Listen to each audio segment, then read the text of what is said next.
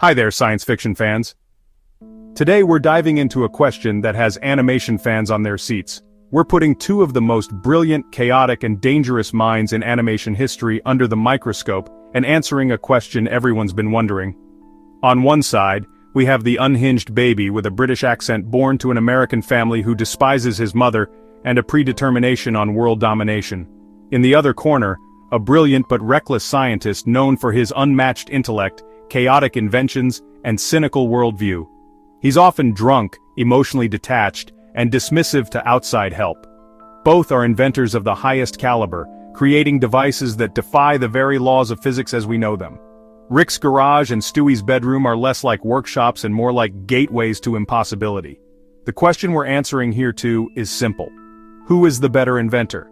It's not just about who builds more gadgets, it's about the complexity of those gadgets, the scale of their impact, and how far they're willing to go, to break down those boundaries that separate them from normal people. Stewie builds devices to conquer his small world in Quahog, Rhode Island, while Rick's inventions span the cosmos in infinite dimensions. We're going to break down their most iconic creations, time machines, mind control rays, portal guns, entire miniature universes. This isn't just a fun thought experiment, it's a deep dive into the nature of fictional genius and what it tells us about the characters who wield it. To properly compare these two titans, we need a framework. Let's start with our prodigy in pajamas, Stewie Griffin. From the outside, he's just a baby. But inside that football-shaped head is a brain operating on a level that baffles comprehension.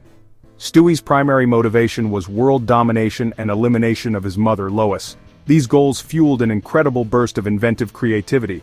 His workshop is a testament to this. Blueprints, half-finished devices, weapons that would make a Bond villain jealous. He's a master of miniaturization and resourcefulness, often building his world-altering machines from common household items and toys. One of Stewie's crowning achievements is his time machine. This isn't just a one-off gadget, it's a recurring central piece of his technological arsenal. The device allows him and Brian to travel to any point in history, from the Big Bang to the distant future. The machine itself is complex, requiring understanding of temporal mechanics, paradoxes, and the flow of causality. He's had to build, repair, and rebuild it multiple times. The fact that a toddler can conceptualize and execute the construction of a functioning time machine is staggering. It demonstrates a grasp of theoretical physics that would elude the greatest minds of our time, let alone someone who still needs his diaper changed. Now let's turn our attention to the other side of the dimensional rift, Rick Sanchez. If Stewie is a genius confined to a single planet, Rick treats the entire multiverse as his personal lab. His intelligence isn't just a character trait, it's the central engine of his entire reality. He is, by his own admission, the smartest man in the universe, or more accurately, the smartest being across all the infinite universes of the central finite curve. Rick's inventions aren't just tools to solve problems, they are fundamental extensions of his being. He doesn't just build things, he fundamentally alters reality on a whim, often while blackout drunk. The cornerstone of Rick's genius is, without a doubt, his portal gun. This small handheld device is arguably the single most powerful invention in all of fiction. It doesn't just teleport him from point A to point B, it tears open a hole in space-time, allowing instantaneous travel to any conceivable dimension, any conceivable reality, any point in the multiverse. The science required for such a device is beyond our imagination, involving string theory, quantum mechanics, and dimensional engineering. The portal gun isn't just a vehicle, it's the key that unlocks infinity, making all of existence accessible. Consider the Microverse Battery. To power his car, Rick didn't just invent a better battery, he created an entire universe in a box. Inside that universe, he guided the evolution of intelligent life, who then unknowingly generate electricity for him by living their lives. When they became aware and stopped, he simply created another, smaller universe inside their universe to power them. This is not just invention, it is creation on a cosmic scale. It's a terrifyingly casual display of power and ethics, or lack thereof. He doesn't solve a problem, he redefines the problem by creating a new reality to serve his needs. When we place the work of these two geniuses side by side, the differences in scale and complexity become incredibly clear. Let's start with complexity. Stewie's inventions are, by any measure, brilliant. His time machine juggles the immense complexities of temporal physics. However, it operates within a relatively understandable framework of cause and effect, even if it often leads to paradoxes. His other devices are powerful but conceptually straightforward.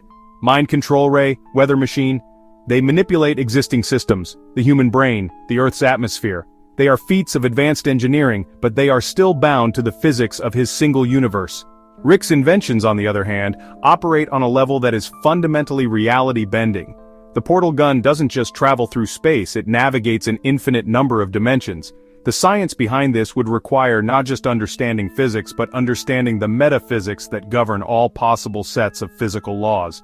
The Microverse Battery isn't an energy source, it's a contained, living cosmos. The sheer conceptual leap required to even imagine such a thing, let alone build it, is what sets Rick apart. His inventions don't just manipulate reality, they create new ones.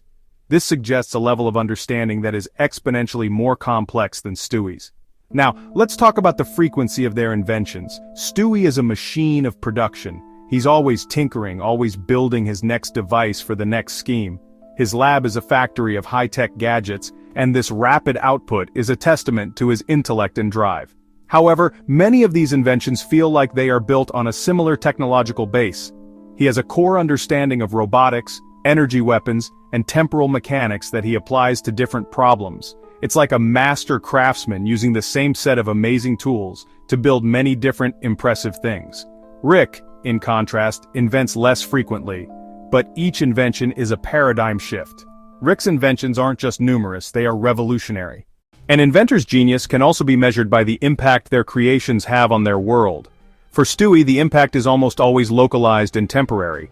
His grand schemes for world domination inevitably fail. His weather machine is destroyed. The timeline he messes with is usually reset by the end of the episode. The world of Family Guy has a strong status quo. Even when he and Brian travel through the multiverse, their actions rarely have lasting consequences on their home reality of Quahog. His inventions are like brilliant, magnificent fireworks. They light up the sky with incredible displays of power and ingenuity, but then they fade, leaving the world largely unchanged. The primary impact of Stewie's inventions is on his own personal development and his relationship with Brian. His time machine allows for deep character exploration, his various weapons reveal his inner turmoil, and his communication devices give him a voice. His genius is a tool for storytelling and comedy, creating isolated pockets of chaos in an otherwise stable world. The citizens of Quahog remain blissfully unaware that a baby in their midst has the power to unmake reality. Stewie's impact is contained, a secret known only to him, his dog, and occasionally the audience. His genius is a private spectacle, not a world-altering force. Rick Sanchez, however, leaves a trail of cosmic destruction and transformation in his wake. His inventions don't just affect his world, they fundamentally and permanently alter it. He has destroyed entire planets. He has toppled galactic governments. He has caused interdimensional refugee crises. In one famous moment, he and Morty ruin their original reality with a Cronenberg plague, and they have to abandon it entirely and slip into a nearly identical dimension. They are now living in a replacement family, a constant grim reminder of the irreversible consequences. His impact isn't just big, it's apocalyptic and permanent. Furthermore, Rick's technology has been disseminated, stolen, and copied across the universe. The Galactic Federation hunted him for his portal gun technology, knowing it would give them ultimate control. His inventions are not just plot devices, they are the central drivers of the show's narrative and world building. The existence of the Council of Ricks and the Central Finite Curve are direct results of his inventive capabilities. Unlike Stewie's contained chaos, Rick's genius is a force of nature that reshapes galaxies. The ripple effect of a single Rick invention can rewrite the future of 1 billion lives across 1,000 dimensions. After breaking down their inventions, their methods, and their impact, it's time to make the call. Both Stewie Griffin and Rick Sanchez are geniuses of the highest order, but they operate in different leagues. Stewie is a planetary-level genius. He has mastered the laws of physics as they exist in his universe and can build devices that manipulate time matter and energy on a global scale. If he existed in our world, he would be the single most intelligent and dangerous human being alive. His ability to create such advanced technology from scratch as a toddler is nothing short of miraculous. He is a prodigy, a master engineer, and a brilliant tactician. However, Rick Sanchez is a multiversal-level genius. His intelligence isn't just a character trait, it's the central engine of his entire reality. He doesn't just master the laws of one universe, He understands the meta laws that govern all universes. Stewie built a time machine. Rick built a portal gun that can access dimensions where time flows backward or doesn't exist at all. Stewie built a weather machine. Rick built a living universe to power his car. The scale of Rick's thinking is so far beyond Stewie's that it's almost not a fair comparison. Stewie wants to conquer the world. Rick is bored by gods and eats planets for breakfast. His intellect is so vast that it isolates him from the rest of existence, a burden that is a core theme of his show. The key differentiator is the conceptual foundation of their inventions.